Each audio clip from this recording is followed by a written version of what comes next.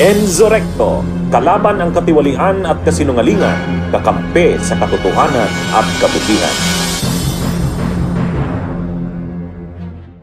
Robin, muling iginiit ang Cha-Cha sa pamamagitan ng Con-Con sa ika-20 Kongreso.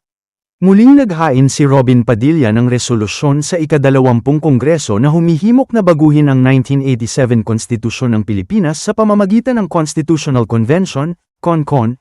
Ayon sa Senate Resolution of both Houses No. 5, naniniwala si Padilla na ang pinakamainam, pinakarepresentatibo, at demokratikong paraan ng pag-amyenda sa konstitusyon ay sa pamamagitan ng Con-Con, kung saan ihahalal ang mga delegado na siyang bubuo ng mga panukalang pagbabago sa saligang batas. Giit ni Padilla, bagamat mas matagal at mas magastos ang prosesong ito kumpara sa Constituent Assembly, CONAS, mas tiyak daw ang pagtitiyak na may boses ang taong bayan. Ang isang halalang Constitutional Convention ang pinakarepresentatibong paraan para mabago ang konstitusyon, dahil ang mga delegado ay ihahalal ng taong bayan mismo, ayon sa paliwanag ni Robin. Nilalaman din ng panukala ang pagbuo ng enabling law o batas na magtatakda kung paano isasagawa ang halalan ng mga delegado. At ang kabuuang proseso ng convention. Sa pagdinig ng Senate Committee on Constitutional Amendments noon, sinabi ng chairman nito na si Robin Padilla na posibleng si dating Pangulong Rodrigo Duterte pa ang presidente ngayon kung nagawa lang noon ang Constitutional Convention para amyendahan ang saligang batas. Panuorin natin kung nasaan ang bias dito ni Robin. Hindi naman para sa ikakaganda ng bansa o para sa konstitusyon kundi para sa kanyang master na si Duterte. Siguro kung nagawa natin yung Con-Con nun, siya pa ang Pangulo. Sayang. Pero inshallah, alam nyo kasi yan ang isang bagay eh. Yung continuity.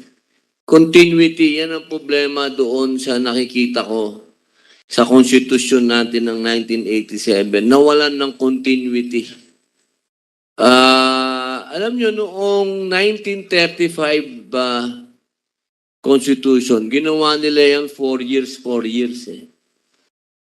Iniba lang nila eh. Pero nung sabi nga nila, yung 1935 Constitution daw, ang nagsabi nito si Recto, sabi niya, yun daw ang next to perfect na Constitution. At doon, 4 years ang presidente. Well, napag-usapan lang naman natin. Pakinggan at panoorin natin ang panayam kay 1987 Philippine Constitution framer Attorney Christian Monsod kaugnay sa charter change. Another question with you is if the framers of the Constitution, the Commission, actually put in alternatives to amending the 1987 Constitution, why are you fully against changing the Constitution when you yourself put that provision there that one day you can? Well, first of all, let's clarify what we're objecting to today is the proposal to change Article 17, Section 1 on the Constituent Assembly by adding voting jointly on the call of the Senate President. And we're objecting to that. We are not discussing that's clear. Any specific amendment or revision of the Constitution today. Right? We are not. We are objecting to the process that they want to do in order to do it, and that means that the House has total control of the Constituent Assembly, and that is wrong. But many people will agree with that. I think even the senators won't allow that. So you have that. But other than that, are you against changing any other part of the charter? Let's say they do say we'll only stick to the economic provisions. But as I already said, the thing about the economic provision is just about transactional legislation. The Philippine Development Plan said we are open for business. We have passed, the laws ease of doing business. We have passed 11659 on definition of public utilities and public service.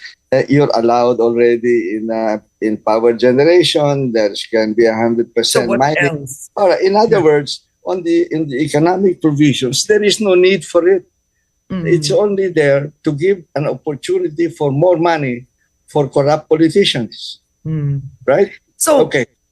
So, yeah, yeah. No, I'm if you're telling curious. me there are Yeah. there are some provisions of the Constitution that I think can be improved.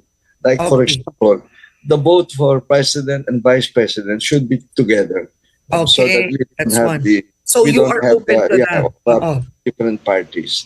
And the other one is, of course, a runoff if nobody gets a majority vote, right?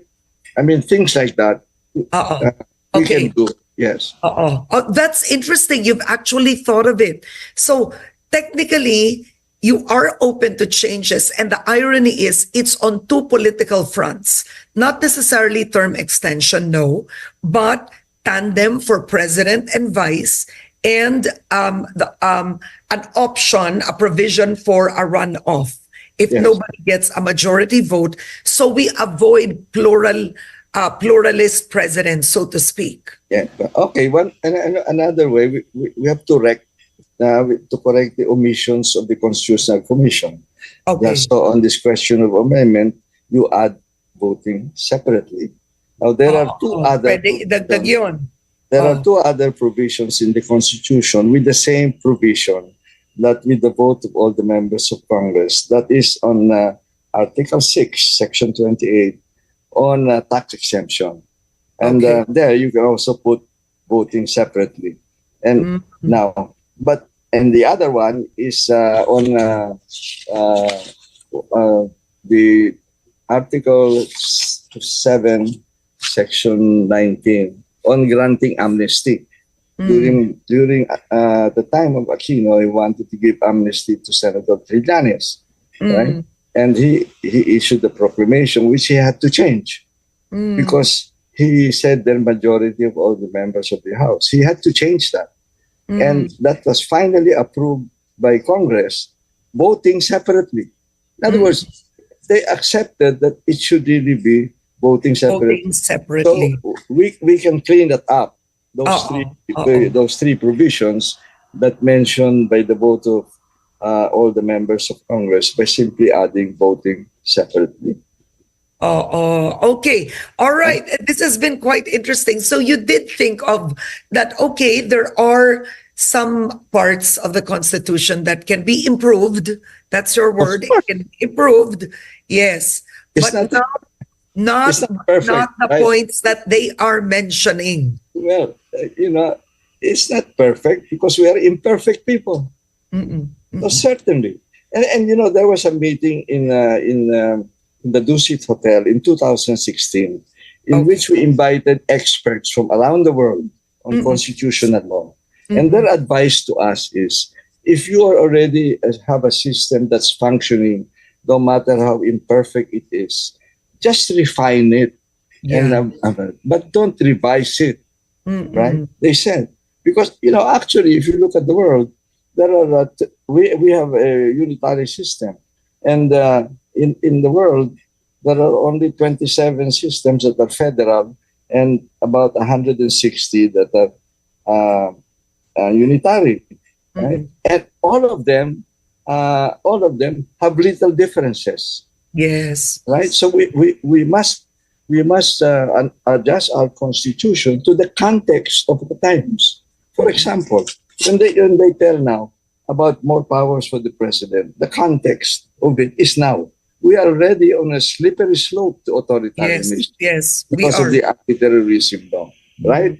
And then they say, and I think there's a hidden agenda to amend the provisions of Article 6, such as those of Section 25. Okay. To remove Attorney, you've covered your face. Let me finish. To remove the budgetary powers of Congress, to remove the limitations on contingent intelligence, confidential, and unprogrammed funds. I think that's part of the agenda. They're not telling us, but that will make us more authoritarian. Correct?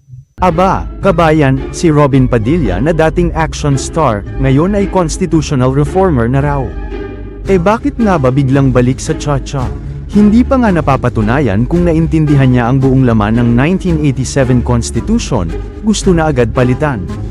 E teka, tanong ng bayan, para ba to sa masa, o para sa mga nasa taas? Kasi kapag kon-kon na ang usapan, alam na. Diyan na pumapasok ang posibilidad ng term extension, charter economic revisions, at syempre, immunity for life para sa mga dating pangulo. Baka raw makaiwas sa ICC. Baka naman sinabing, Robin, kailangan namin ng mukha sa Senado na madaling i-scripting ang cha-cha. At ayun, Katya, Robin Padilla, the constitutional conquistador. Sa dami ng problema ng bansa, cha-cha ang inuuna. Hindi kaya ito ay diversion para mailayo ang atensyon ng publiko sa mga mas maiinit na issue, tulad ng impeachment ni Sara Duterte, digong sa ICC, at ang mga nawawalang milyon-milyon sa confidential funds at marami pang iba. Bunyog, bunyog, halikan na kasama ka. Bunyog, kapag buklod ay may pag-asa. Luzon, Visayas, Mindanao, isa ang pananaw. Sa bagong Pilipinas ang bunyog isisigaw.